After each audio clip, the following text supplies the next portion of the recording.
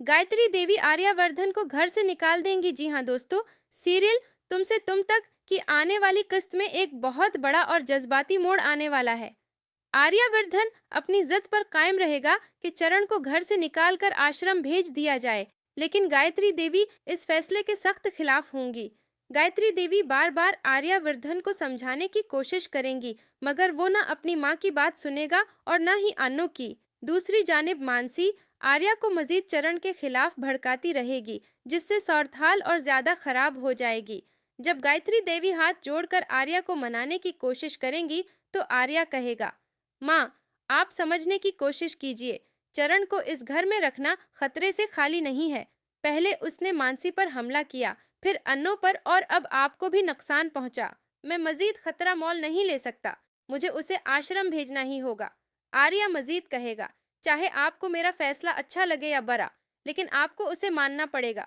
उसके बाद आर्या जबरदस्ती चरण का हाथ पकड़कर उसे आश्रम वालों की गाड़ी में बैठाने की कोशिश करेगा।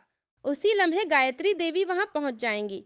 उनके हाथ में आर्यवर्धन का बैग होगा, जिसमें उसका सामान पैक किया गया होगा। गायत्री देवी गुस्से में आर्या को एक जोरदार थप्पड़ मारेंगी और उसका सामान उसके हाथ में देते हुए कहेंगी, चरण इस घर से कहीं नहीं जाएगा। अगर कोई इस घर से जाएगा तो वो तुम हो। तुम ही मेरे घर से निकल जाओ।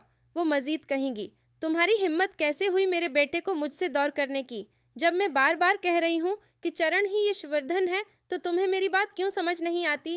गायत्री देवी आर्या को सख्त लहजे में याद दिलाएंगी, ये घर आज भी मेरा है और उस घर की मालकन भी मैं ही हूँ, इसलिए यहाँ अपनी मर्जी और अपनी हुक्मरानी चलाने की कोशिश मत करो। गायत्री देवी की ये बातें सुनकर मानसी, हर्ष और इनो सब हैरान रह जाएंगे।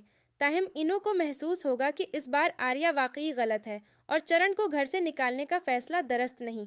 उससे पहले कि आर्या अपनी सफाई पेश करे, गायत्री देवी मजीद गुस्से में कहेंगी, आज के बाद मुझे अपनी शक्ल मत दिखाना, मेरी नज़रों से दूर हो जाओ। ये कहकर वो चरण का हाथ पकड़ेंगी और उसे अपने कमरे में ले जाएंगी। अब देखना ये होगा कि आर्यवर्धन अपनी माँ के इस सख्त फैसले के बाद क्या कदम उठाता है और क्या उसे आखिरकार चरण की असल हकीकत का इल्म हो पाएगा। आपकी राय में क्या गायत्री देवी ने आर्यवर्धन को घर से निकालकर सही फैसला किया या नहीं? अपनी राय कमेंट्स में ज़रूर बताएं।